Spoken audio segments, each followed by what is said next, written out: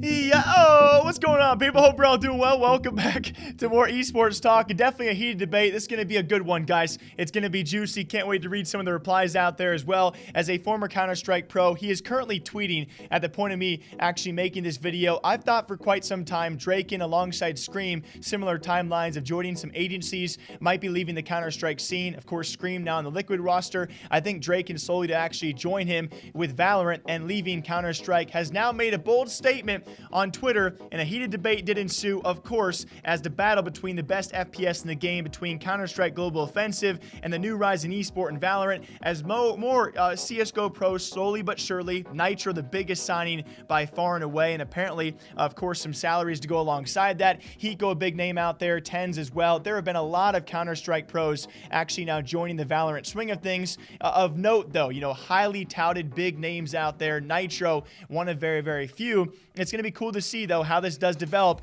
as the ongoing rise of esports does continue for Valorant, as viewership does increase, as these rivalries are slowly formed. We're going to see more of this debate, and I'm certainly here for it. But Draken taking to Twitter and throwing a heater out there. As he stated, Valorant will one day be bigger than CS. More money, more viewers. There, I said it. Riot over Valve, except the Dota 2 department. James Bardoff eventually did respond, saying, every time a game featuring characters with abilities releases a new character, the game becomes more difficult to watch. What is your thinking behind more viewers? Draken did reply, saying, Dota League has even more characters. I think they'll be able to balance every one that they add, simply because of the Fortnite community and all the sponsors will be put in more money into Valorant and not CS because of all the bad omens in CSGO. For example, terrorist, bomb, weapons, etc. And I actually do like the point he did make. For a long time, I think Anders was one of the first people to bring this up a while back about counter-terrorists versus terrorists.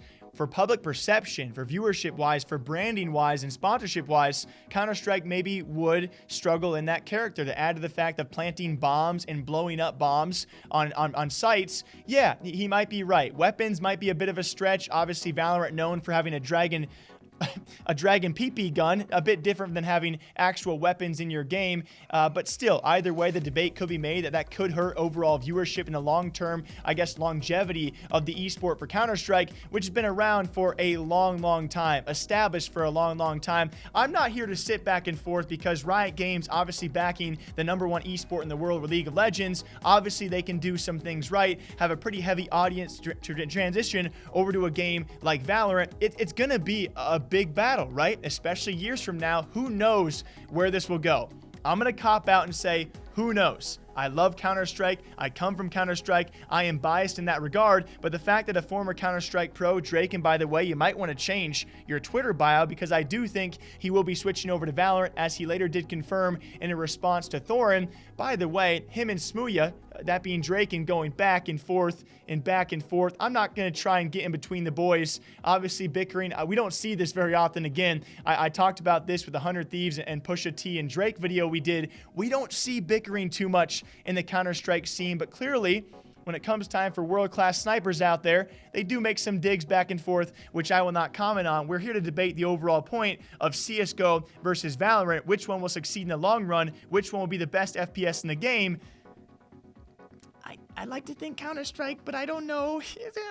But it continues to be so interesting because you might think that it's not only Draken, right? He's being outspoken. He's willing to say this because you're going to get a lot of backlash being a former CSGO pro and saying these kind of things.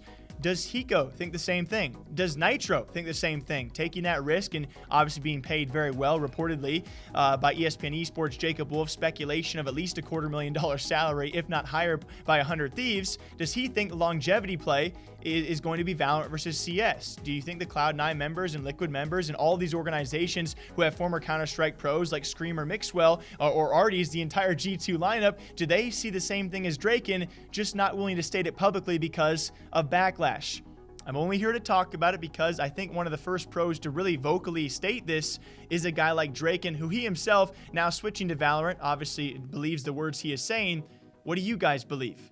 Until next time, I hope you guys all enjoy. Not the last time we're going to talk about this one. I hope you all drink your coffee, drink your water. At the point of me recording this, Draken making further tweets about going to Valorant. and then coming back to Counter-Strike as a newly evolved form of himself. I think, Drake, you might have had a bit too much coffee, and I'm right there with you. Until next time, take care of yourselves, all right? You Counter-Strike and Valorant fans, I'll be here all day long, all week long to break down anything further. Until then, take care. Okay, bye.